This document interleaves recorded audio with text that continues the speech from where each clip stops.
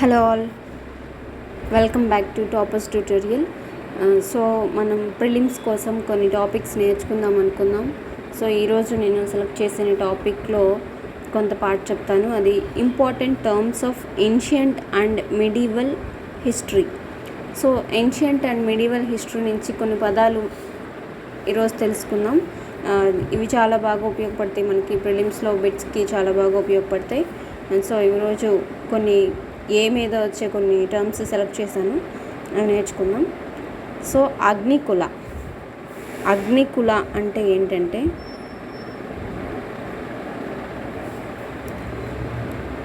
వీళ్ళు యజ్ఞ హవనకుండ నుండి ఉద్భవించిన కొన్ని రాజపుత్ర వంశాలను చెప్పుకుంటూ ఉంటారు.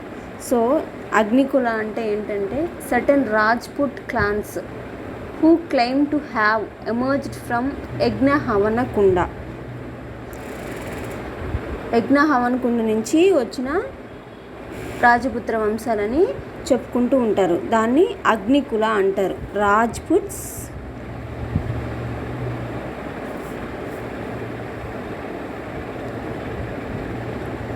claimed from యజ్ఞ హవనకుండ. Write down this. Agnikula means certain Rajput clans who claim to have emerged from యజ్ఞ హవనకుండ. యజ్ఞ హవనకుండ నుంచి ఉద్భవించినట్లు చెప్పుకునే ఇవి రాజపుత్ర వంశాలు అన్నమాట. అగ్నికుల కొన్ని రాజపుత్ర వంశాలు, సర్టన్ రాజ్పుట్ క్లెయిమ్డ్ ఫ్రమ్ యజ్ఞ హవనకుండ. సో నెక్స్ట్ అగ్రహార అంటే అగ్రహార మీన్స్ వింటూనే ఉంటాం మనం. అగ్రహార అంటే ఏంటంటే donation of land or taxes from a village by the king to the learned Brahmins. So పండితులు ఉంటారు కదా, బ్రాహ్మిన్స్ ఉంటారు కదా, వాళ్ళకి కింగ్ ఏం చేస్తాడంటే ల్యాండ్ కానీ ట్యాక్సెస్ కానీ ఒక విలేజ్ నుంచి ఇస్తూ ఉంటారు. సో దాన్ని అగ్రహార అంటారు. బ్రాహ్మిన్స్కి ఇస్తారనమాట, ఆ ఇచ్చిన ఏరియాని అగ్రహార అంటారు. So donation off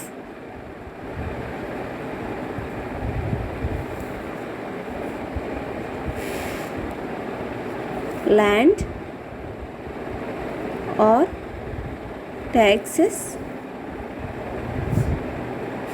to Brahmins. So agrahara అంటే బ్రాహ్మిన్స్కి డొనేషన్ ఇస్తారు. రాజు బ్రాహ్మిన్స్కి, లర్న్ బ్రాహ్మిన్స్ వాళ్ళ పండితులకి డొనేషన్గా ఇస్తారు, ల్యాండ్ కానివ్వండి ట్యాక్సెస్ కానివ్వండి. That is agrahara. Next Ajivika అంటే it is a heterodox sect closest to Jainism, flourished FLOURISHED flourished at the time of Buddhism. So ఇది బుద్ధుని కాలంలో ప్రసిద్ధి చెందింది ఆజీవిక అనేది. ఇది జైన మతానికి క్లోజ్గా ఉంటుంది ఈ ఆజీవిక అనేది. It is closest to Jainism. ఇది ఒక విభాగం, ఇంకొక విభాగం అన్నమాట. జైనిజంకి క్లోజ్గా ఉన్న ఇంకొక విభాగం. ఇది ఎప్పుడు వచ్చిందంటే Buddha.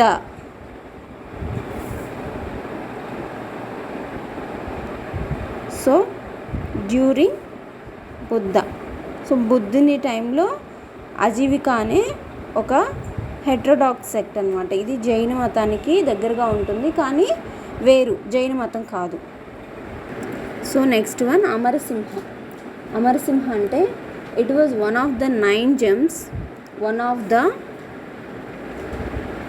9 gems in the court of Vikramaditya, legendary విక్రమాదిత్యని, that is Chandragupta II Vikramaditya కోర్ట్లో ఉన్న 9 gems ఒకటి అమరసింహ అనేది. So his work Amarakosha occupies a dominant position in Sanskrit lexicography. So ఈ అమరసింహ ఈయన 9 gems ఒకళ్ళు అనమాట. అమరసింహ అంటే సో ఈయన వర్క్ ఏంటి, అమరోక్ష ఇది సాంస్క్రిట్ లెక్సికోగ్రఫీ, సాంస్క్రిట్ రచనలలో చాలా ఇంపార్టెంట్ ప్లేస్ని ఆక్యుపై చేస్తుంది. That is about Amarasimha. So Amarasimha అంటే ఏంటంటే విక్రమాదిత్య చంద్రగుప్త 2 యొక్క కోర్టులో ఈయన 9 జన్స్లో అమరసింహ ఒకరు. సో ఈయన రచన అమరోక్ష చాలా ఇంపార్టెంట్ ప్లేస్ని సాంస్క్రిట్ రచనలో ప్లే చేస్తుంది, ఇంపార్టెంట్గా ఉంటుంది, ఇది ప్రధానంగా ఉంటుందన్నమాట, పెద్ద పాత్ర పోషిస్తుంది అమరోక్ష అనేది. సో అమరసింహ అమరోక్ష రాశారు. అమత్య అంటే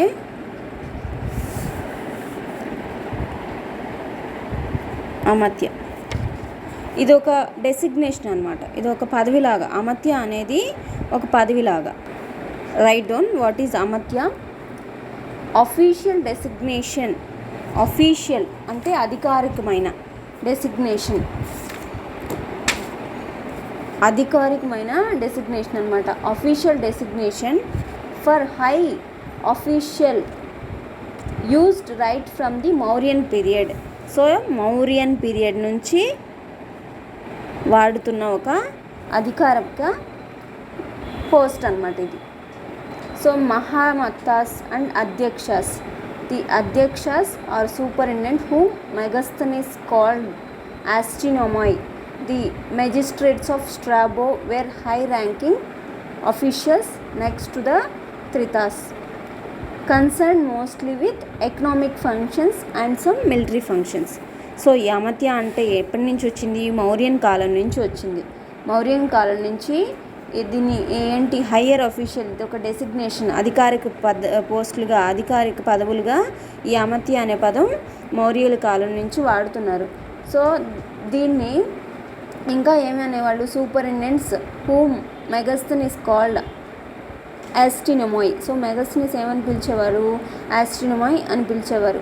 the magistrates of Strabo were high ranking officials next to the త్రెతాస్, కన్సర్న్ మోస్ట్లీ విత్ ఏ ఫంక్షన్స్తో? ఎకనామిక్,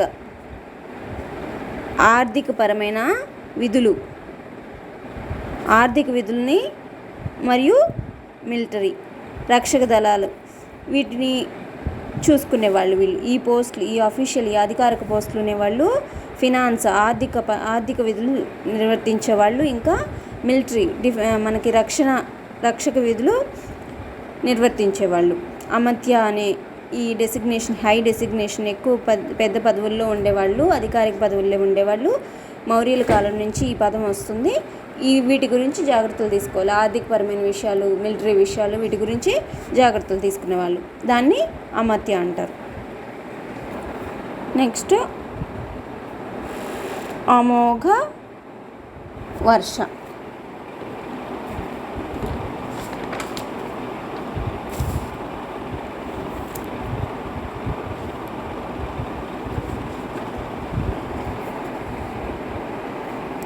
సో అమోఘ వర్ష అంటే ఏంటంటే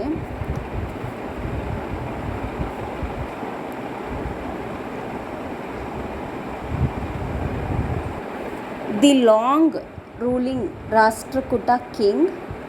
ఎప్పటి నుంచి? రాష్ట్రకూటలో ఉన్న రాజుల్లో ఎక్కువ కాలం పరిపాలించిన కింగ్ అనమాట. 814 AD to long ruling king అనమాట. He represented the height of development of his dynasty. అతను ఏం చేశాడంటే he represented the height of development of dynasty. So అతని రాజవంశం యొక్క అభివృద్ధిని మెన్షన్ చేశాడు, దాని గురించి మెన్షన్ చేశాడనమాట. రాజవంశం యొక్క అభివృద్ధి ఎంత ఎత్తుగా ఎదుగుతుందనేది చూపించాడు. అది Amoghavarsha 1. The long ruling Rashtrakuta king.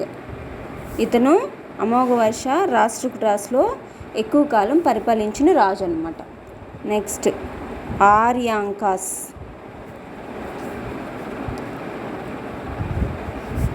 Vedic text. ఇవి వేద గ్రంథాలు అనమాట, వేదాలకు సంబంధించిన గ్రంథాలు. And traditionally composed by hermits. Hermits అంటే ఆశ్రమంలో శిష్యులు ఉండి చదువుకుంటారు కదా, వాళ్ళని హెర్మిట్స్ అంటారు. దాన్ని హెర్మిటేజ్ సిస్టమ్ అంటారు. Hermitage system. సో ఆశ్రమంలో ఉండే హెర్మిట్స్, చదువుకునే శిష్యులు ఉంటారు కదా, వాళ్ళని హెర్మిట్స్ అంటారు.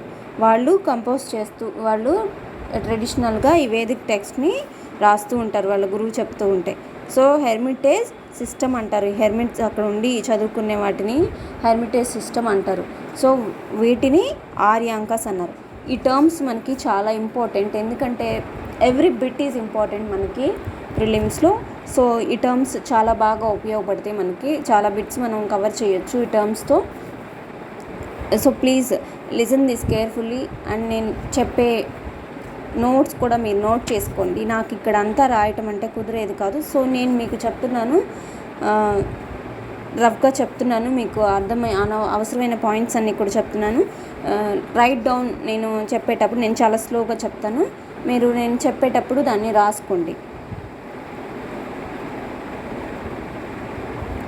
అర్థశాస్త్ర.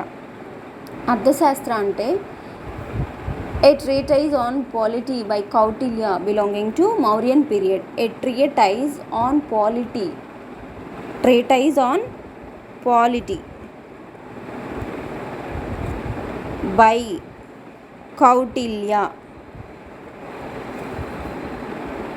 belonging to Mauryan period. So Mauryan పీరియడ్కి సంబంధించిన మనిషి కౌటిల్య. ఈయన పాలిటీ మీద ఇచ్చిన ఒక ట్రేటైజ్ అనమాట, ఒక బుక్ లాంటిది, ఒక బుక్ అనమాట అర్థశాస్త్రం అనేది. కౌటిల్య రచించారు ఇది పాలిటీ మీద. కౌటిల్య మౌర్య కాలానికి సంబంధించిన వాడు. సో ఇది రాసుకోండి, a treatise on polity by Kautilya belonging to Mauryan period. So language problem ఉన్న వాళ్ళకి సో మీనింగ్ కూడా రాసుకోండి మీరు. అక్కడ అవసరమైతే ఎప్పుడు చదువుకోవాలన్నా మీకు ఈజీగా ఉంటుంది. సో ఇక్కడ మన ఎయిమ్ అదే కాబట్టి మన లాంగ్వేజ్లో మనం చదువుకుంటే మనకి ఏది ఎప్పటికీ మర్చిపోలేము. సో అక్కడ మీనింగ్ కూడా రాసుకోండి. Treatise on polity by Kautilya belonging to Mauryan period. కౌటిల్యుడు రచించిన పాలిటీ మీద రచించిన ఒక బుక్ ఇది అర్థశాస్త్రం అనేది. So belonging to Mauryan period. Mauryan కాలానికి సంబంధించిన కౌటిల్యుడు రచించాడు పాలిటీ మీద అని రాసుకోండి అక్కడ. సో పాలిటీ మీన్స్ రాజనీతి. రాజనీతి మీద కౌటిల్యుడు రచించాడు అనమాట, మౌర్య కాలానికి సంబంధించింది. సో ఇవన్నీ మనకి చదువుకునే స్టాండర్డ్ బుక్స్లో కూడా వస్తాయి. సో కానీ మనం ఒక పర్టికులర్గా కొన్ని టాపిక్స్ అనేది పెట్టుకొని కనుక మనం ప్రిపేర్ అయితే కొన్ని మనం ఈజీగా నేర్చుకోగలుగుతాం. కాన్సెప్ట్స్ మనకి కొన్ని ఈజీగా బండగుర్తులాగా కొన్ని ఉండిపోతాయి. సో మనం స్టాండర్డ్ బుక్స్ అప్పుడు ఈజీగా చదివేయచ్చు. So concentrate on these topics what I'm giving you. Next అసంగ.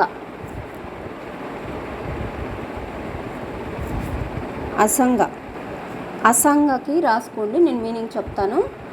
A Buddhist philosopher. ఈయన ఒక బుద్ధిస్ట్ తత్వవేత్త, ఫిలాసఫర్ అనమాట. He was the originator of Buddhist Yogachara idealism. Asanga means ASANGA, Asanga. A Buddhist philosopher, బౌద్ధ తత్వవేత్త అనమాట ఈయన. He was the originator of Buddhist Yogachara idealism. So దీనికి meaning ఏంటంటే బౌద్ధ తత్వవేత్త. యోగాచార ఐడియలిజం, యోగా చేయటం అనేది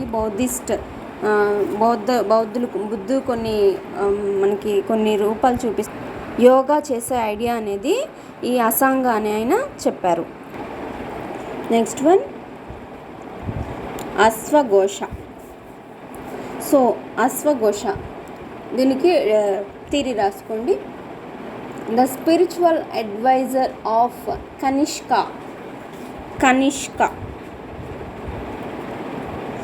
కనిష్కకు spiritual advisor అశ్వఘోష. So Kanishka means the cushion ruler, cushion emperor. Kanishka ఎవరు? Cushion emperor. సో ఈయన ఆయనకి అడ్వైజర్ అనమాట, ఈ అశ్వఘోష అని ఆయన. Who took A leading part in the 4th Buddhist council at Srinagar, leading part in the 4th Buddhist Council at Srinagar, which was presided by Vasumitra. So ఈ కనిష్క ఒక ముఖ్యమైన పాత్ర పోషించారు. ఎక్కడ? 4th బుద్ధిస్ట్ కౌన్సిల్, శ్రీనగర్లో పెట్టిన 4th బుద్ధిస్ట్ కౌన్సిల్లో 4వసారి ఏర్పాటు చేసిన సమావేశంలో ఈయన మంచి పాత్ర పోషించారు. ఎవరు? అశ్వఘోష. ఇది ఇక్కడ ఈ కౌన్సిల్ ఎవరి చేత ప్రిసైడ్ చేయబడింది, ఎవరు ప్రసంగించారంటే వసుమిత్ర. సో 4th బుద్ధిస్ట్ కౌన్సిల్ని, శ్రీనగర్లో జరిగిన 4th బుద్ధిస్ట్ కౌన్సిల్ని ఎవరు ప్రసంగించారంటే వసుమిత్ర ప్రసంగించారు. దానిలో ముఖ్య పాత్ర పోషించింది అశ్వఘోష. ఆయన కుషన్ ఎంపరర్ కనిష్కకి అడ్వైజర్ అన్నమాట, సలహాదారుడు, ఆధ్యాత్మిక సలహాదారుడు. He was a renowned Mahayana Sanskrit scholar and author of Sariputra Prakarana and Buddha Charitam. He was the great literacy figure at Kanishka court. So ఈ రాసుకోండి. He was renowned Mahayana Sanskrit scholar and author of Sariputra Prakarana and Buddha Charitam. He was the great literacy figure at Kanishka court. Kanishka కోర్ట్లో అశ్వఘోష ఆయన లిటరసీకి ఒక ముఖ్య ప్రాముఖ్యత ఉంది ఈయనకి. సో ఇతను మహాయాన సాంస్క్రిట్ స్కాలర్ అనమాట అశ్వఘోష. అండ్ ఆథర్ ఆఫ్ ఏం రాశారు? సరిపుత్ర ప్రకరణ రాశారు, బుద్ధ చరితం రాశారు. సో ఇతను రచించిన రచనలు కనిష్క యొక్క కోర్టులో, కనిష్క ఇక్కడ ఎంపరర్ కదా, క్వశ్చన్ ఎంపరర్, ఈయనకి కదా సలహాదారుడు, అతని కోర్టులో చాలా ప్రాముఖ్యత వహించినవి. దట్ ఈజ్ అశ్వఘోష. సో ఈరోజు మనం అగ్నికుల చూసుకున్నాం. అగ్రహార, అజీవిక, అమరసింహ, అమథ్య, అమోఘవర్ష, ఆర్యాంకాస్, అర్థశాస్త్ర, అసంగ, అశ్వఘోష, ఈ టాపిక్స్ చూసాము. నోట్స్ మీకు ఏదన్నా నేను చెప్పేది మీకు సరిగా వినపడకపోయినా, లేకపోతే ఫాస్ట్గా వెళ్ళాను అనిపించినా కామెంట్ సెక్షన్లో పెట్టండి, నేను ఇంకా స్లోగా చెప్తాను.